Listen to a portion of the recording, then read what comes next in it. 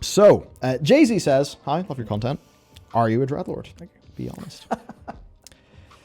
Tell you what, I'm not a dreadlord, but I'd like to think that we have cool secret schemes going on that will impress or excite people whenever they're revealed. Yeah, he also has wings underneath the hoodie. I also have wings, yeah, I forgot about that. Yeah, no, you're completely right. Completely right. So we've got a super from the Big Red Bear who said, lore question for the future. We've not really dealt with the aftermath of BFA. Do you think Blizzard is going to continue to sidestep it, or do you think the next expansion may dive in? And that is a fun thing, because technically they have dealt with the end of the Fourth War, but there are bubbling tensions that they've clearly teased. So everybody signed their big peace deal with each other. So we all signed a peace deal at the end of the Fourth War, and a part of that, it was built on a bit of a myth that the orcs and some of those people were just misled. That, amnesty is a thing that they can get, and the Alliance people should feel fine about that. But in-game, we see loads of Night Elves who are just like, amnesty? How about no? Because obviously their home was burnt. So I think what we're going to see is the political leaders of the Alliance and the Horde struggling to contain the aftermath of the Fourth War, because they have all got together. The elites have got together and agreed that it should be peace, that they're all actually getting along a lot better and it's all fine. But the actual people, the people who in many cases have lost and suffered more than those elites, imagine you're an average night elf. What percentage of your friends and family are now dead, right? It's got to be high, considering what happened in Teldrassil. So there's going to be night elves who will be out for blood. Yeah. And you could say rightly so. We can all say, an eye for an eye leaves everyone blind. But, those orcs really did do some bad shit, right? So, yep. And then there still will be some Sylvanas loyalists, I guess, floating around on the Horde side. Yeah. So I don't think they'll sidestep it. The reason why is they did clearly tease it. Yeah. They teased it multiple times in 8.2.5.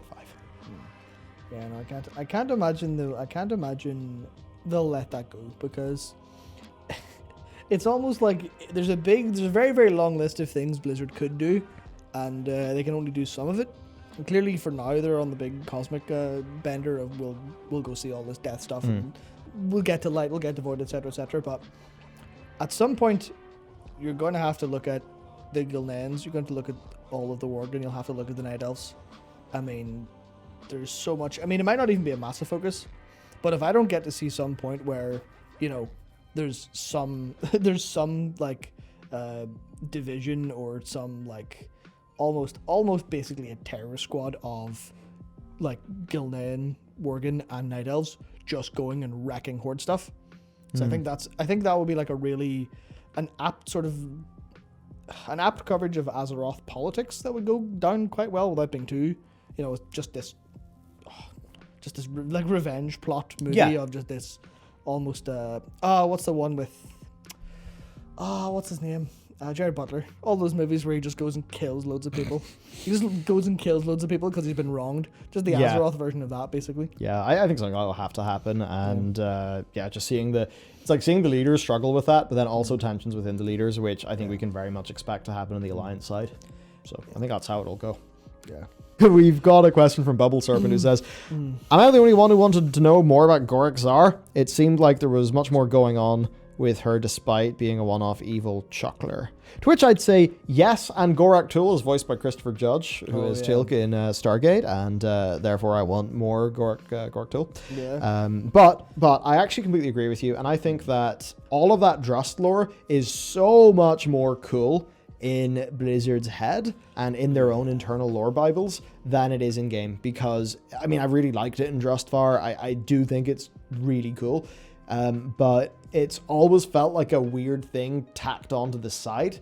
It's never been the main focus enough to actually just give us enough time, and it's always been approached as a mystery, this mystery of the Drust coming back in Drustvar, this mystery of, all of the stuff that was going on in Ardenweald, which eventually, we do kill him and all that stuff.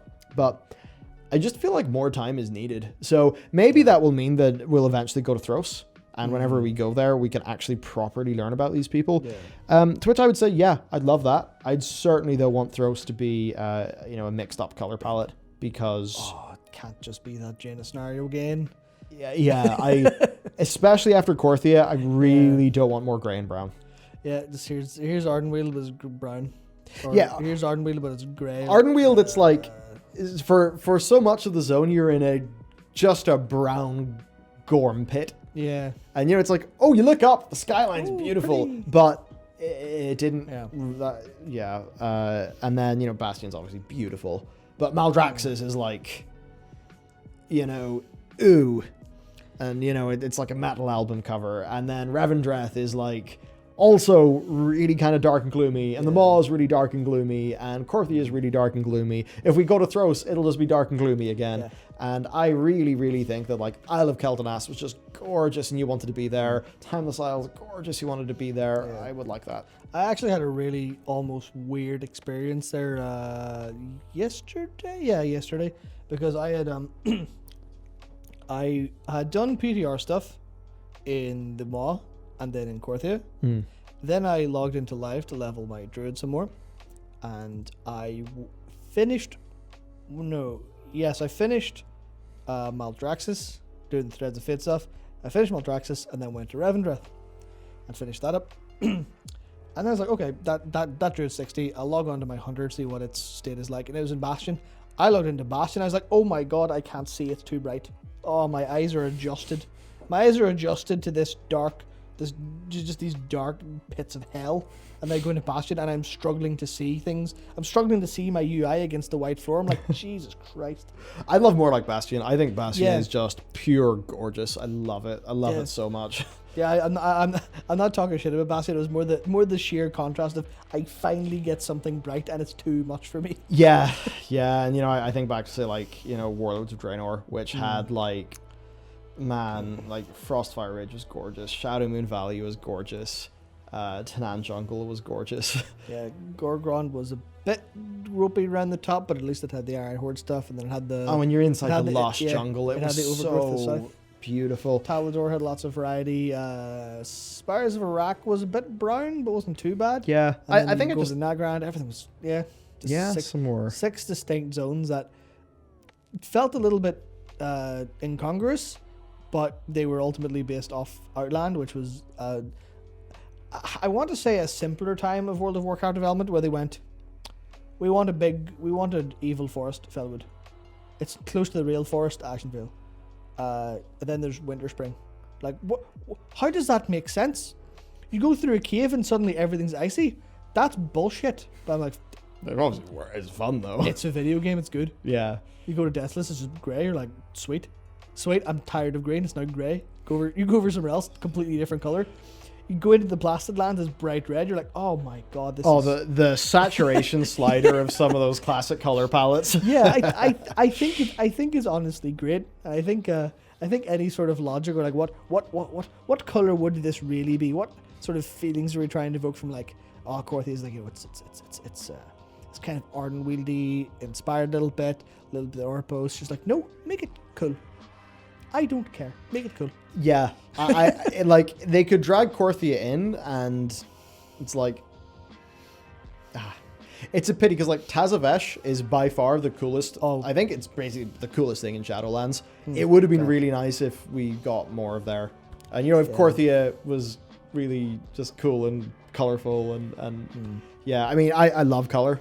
I really do like just having big fun compositions that are full of color, and I'd like more of that. But anyhow.